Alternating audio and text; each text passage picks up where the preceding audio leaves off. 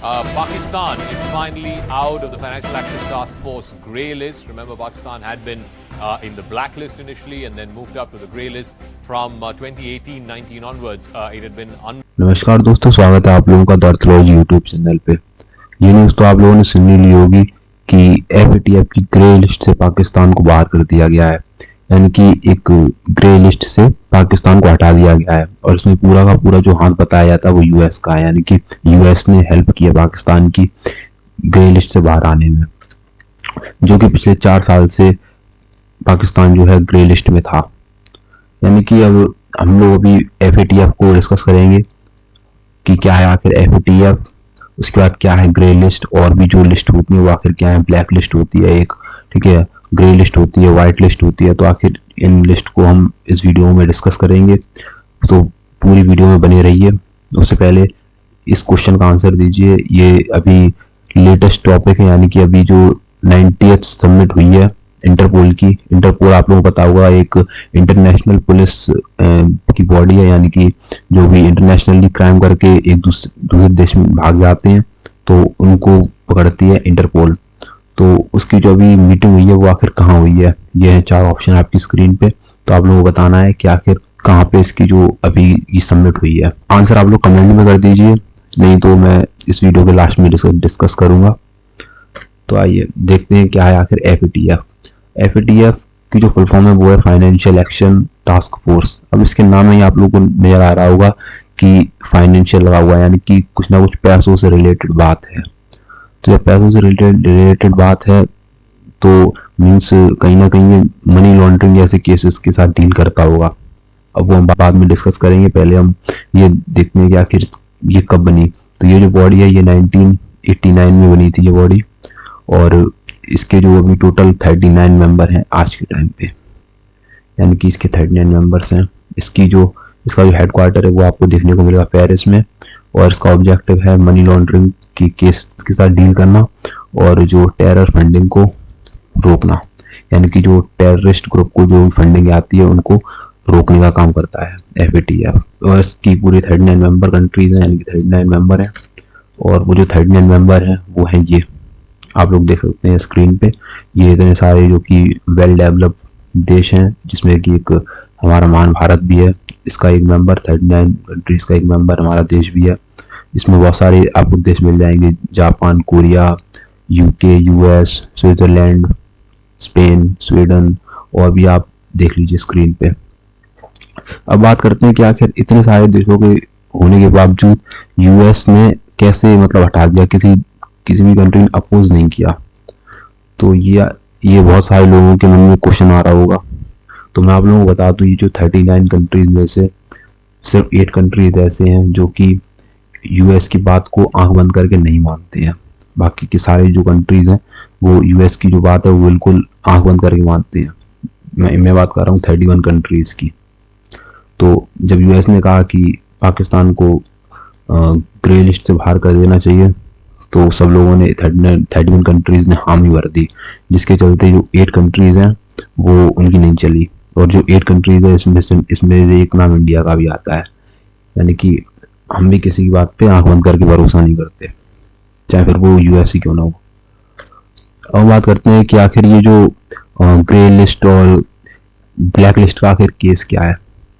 तो मैं आप लोगों को बता दूं कि जो एफएटीएफ 3 लिस्ट मेंटेन करता है, जिसमें एक है व्हाइट लिस्ट, एक है ब्लैक लिस्ट और तीसरी है ग्रे लिस्ट। यानी कि व्हाइट लिस्ट में वो कंट्रीज आती हैं जो कि बिल्कुल व्हाइट होती है, यानी कि एक तरीके से मतलब कि उनका टेररिस्ट से दूर दूर तक कोई वास्ता नहीं होता, जिसमें ये जो 39 कंट्रीज हैं ये आती हैं। एक आती है ब्लैक लिस्ट, यानी कि ब्लैक लिस्ट में बहुत सारी सैंक्शंस लग जाते हैं, कोई भी ट्रेड नहीं हो पाता उन कंट्रीज के साथ जिन कंट्रीज को भी ब्लैक लिस्ट में डाला जाता है। अभी के टाइम पे 2 कंट्रीज हैं ब्लैक लिस्ट में, जिसमें से एक है नॉर्थ कोरिया और एक है ईरान। ये 2 कंट्रीज हैं जो कि ब्लैक लिस्ट में आती है। इनके साथ कोई भी ना कोई ट्रेड कर सकता है, ना मतलब ये कोई भी लोन ले सकती हैं, जैसे मतलब किसी भी वर्ल्ड बैंक या आईएमएफ से लोन नहीं ले सकती है। अब हम बात करते हैं ग्रे लिस्ट की, जिसमें बेचारा पाकिस्तान, बेचारा नहीं कहेंगे, पाकिस्तान जो था था ही कहेंगे, क्योंकि अभी तो निकाल दिया गया उसे ग्रे लिस्ट से। तो जब पाकिस्तान ग्रे लिस्ट में था तो वो it is not able to take loan, मतलब वो लोन नहीं ले सकता है। जो कि अभी आप लोगों ने देखा होगा कि पाकिस्तान में बहुत ज़्यादा फ्लड आ गया है, तो जिसके चलते उसे लोन लेने में बहुत ज़्यादा प्रॉब्लम फेस करनी पड़ी। IMF और वर्ल्ड बैंक से जो ग्रे लिस्ट में जो कंट्री है वो लोन नहीं ले सकती है, इसमें से हमारा पाकिस्तान भी था। ये है वर्ल्ड बैंक और ये है IMF, यानी कि ये जो है ये ग्रे लिस्ट वालों को बहुत ही ज़्यादा मुश्किल से लोन देते हैं, यानी कि बहुत ज़्यादा जांच पड़ताल के बाद ही लोन मिलता है बॉडीज से। ब्लैक लिस्ट वालों को तो मिलता ही नहीं है लोन। तो इसीलिए अभी पाकिस्तान को ग्रे लिस्ट से निकाल दिया गया है, जिसके चलते अब ये पाकिस्तान के लिए आसान हो जाएगा इन दोनों बॉडीज से लोन लेना। जिसके अब इनके जो PM हैं शहबाज शरीफ, ये बहुत ज़्यादा क्वेश्चन ये सबको कॉन्ग्रेचुलेट करते हैं, वो बार बार देते हैं कि हम लोग ग्रे लिस्ट से बाहर आ गए हैं पूरे 4 साल बाद। ये कोई नई बात नहीं है कि पाकिस्तान बाहर आया, और वो कभी ना, वो अंदर बाहर पाकिस्तान में चलता ही रहता है। तो अभी 1 या 2 साल बाद फिर से उसका अंदर जाना तय है, मतलब ग्रे लिस्ट में वो फिर चला जाएगा। ये बात मैं अभी लिख के दे सकता हूँ, मैं नहीं बल्कि कोई भी लिख के दे सकता है कि अगले 1 या 2 साल के बाद पाकिस्तान जो है वो ग्रे लिस्ट में चला जाएगा। अब एक ताज्जुब की बात लग रही है कि जिस दिन पाकिस्तान को ग्रे लिस्ट से बाहर निकाला गया, ठीक उसी दिन इमरान खान को 5 साल के लिए सस्पेंड कर दिया गया इलेक्शन में खड़े होने से, यानी कि इमरान खान को बैन कर दिया गया है कि वो इलेक्शन में खड़े हों पूरे 4 साल के लिए। इसका मतलब आप समझ रहे हैं? इसका मतलब ये है कि कहीं ना कहीं ये दोनों बातें आपस में रिलेट करती हैं, यानी कि पाकिस्तान का ग्रे लिस्ट से बाहर निकलना और इमरान खान का इलेक्शन में बैन होना। एक तरफ जो पाकिस्तानी जनता है वो खुशी मनाएगी कि हम ग्रे लिस्ट से बाहर आ गए हैं, तो इसी खुशी के चलते जो ये जो गम है उन लोगों के लिए कि इमरान खान को बाहर निकाल दिया गया, इसे भूल जाएंगे वो लोग। तो कहीं ना कहीं ये कुछ प्री प्लान्ड लग रहा है, और जैसा होगा वो आगे बताया जाएगा। अब हम बात करते हैं कि आखिर इंडिया के ऊपर पाकिस्तान की ग्रे लिस्ट से बाहर निकलने के बाद क्या इम्पैक्ट पड़ेगा इंडिया के ऊपर। तो अगर इम्पैक्ट की बात करें तो अब पाकिस्तान अब आसानी से लोन ले पाएगा वर्ल्ड बैंक या फिर IMF से, और अगर इसके पास पैसे होंगे तो ये जो है ये टेरर फंडिंग ऑब्वियसली करेगा, क्योंकि पाकिस्तान जाना ही टेररिस्ट के लिए जाता है। अब मैं ये बात मैं पूरे विद प्रूफ के साथ मैं कह सकता हूँ कि पाकिस्तान जो है वो टेररिस्ट के लिए ही जाना जाता है।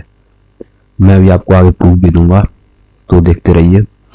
अब इंडिया के लिए एक बहुत बड़ा मेजर चैलेंज ये है कि अब हम लोगों को अब जो है टेररिज्म बढ़ने वाला है, मतलब टेररिस्ट बढ़ेगी अब, क्योंकि अब फंडिंग मिलेगी प्रॉपर टेररिस्ट को, जिससे कि अब टेरर बढ़ेगा। और मैंने अभी आपसे कहा था कि जो पाकिस्तान जो है वो टेररिस्ट के लिए जाता है, उसके पीछे एक रीज़न है, क्योंकि पाकिस्तान को कोई मतलब नहीं है कि कौन सी कंट्री कहाँ है क्या नहीं है। एक पेपर रिलीज किया जाता है जो है नेशनल सिक्योरिटी पॉलिसी का, एक पेपर रिलीज किया जाता है जो कि हर कंट्री करती है एक्सेप्ट इंडिया ऐसा कोई पेपर रिलीज नहीं करती है। वो मैं बताऊंगा आगे, या उसके लिए मैं एक अलग से वीडियो बना दूंगा नेशनल सिक्योरिटी पॉलिसी के ऊपर, नीचे कमेंट्स में बता दीजिए। तो अभी जो US का एक पेपर आया था नेशनल सिक्योरिटी पॉलिसी को लेकर, जिसमें उन्होंने पूरा डिस्क्राइब किया था इंडिया के बारे में, इंडिया पाकिस्तान का तो नाम भी नहीं था उसमें, और जापान, मतलब जो भी उसके फ्रेंडली कंट्रीज हैं या जो भी इनेमी कंट्रीज हैं उनके बारे में डिस्कस किया था। अब हम बात करते हैं कि आखिर ये पेपर होता क्या है, इस पेपर में आखिर क्या लिखते हैं जो कंट्रीज हैं। तो इस पेपर में वो लिखा जाता है कि किसी उस कंट्री के और कंट्रीज के साथ आखिर कैसे रिलेशन है, यानी कि US की बात कर लेते हैं, US का एग्जांपल लेते हैं। US ने इंडिया को अपना एक एलाई बताया है, यानी कि एलाई कंसीडर किया है। एलाई जो है ये पार्टनरशिप भी थोड़ा नेक्स्ट लेवल होती है, मतलब पार्टनर जो है वो थोड़ा छोटा शब्द है एलाई के आगे।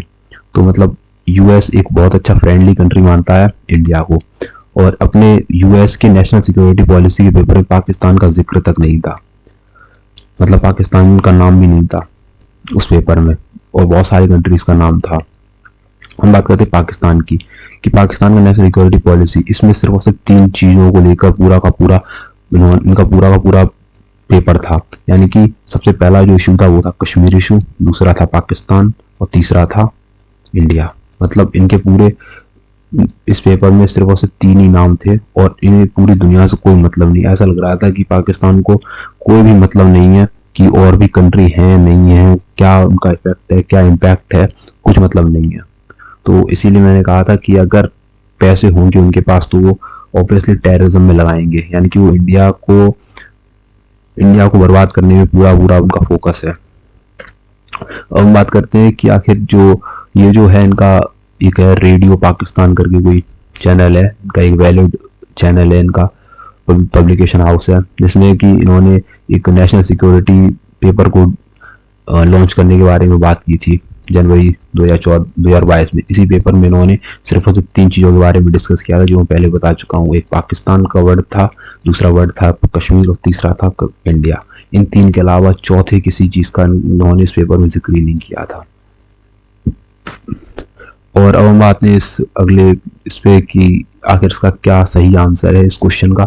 तो इसका जो सही आंसर है वो है न्यू दिल्ली। अभी 4 दिन पहले न्यू दिल्ली में इंटरपोल की जो मीटिंग हुई है, और अगर आप लोगों को इस क्वेश्चन का आंसर पहले से पता था तो नीचे कमेंट में बता दीजिए कि ये हमें पहले से पता था, और नहीं पता था तब भी बता दीजिए।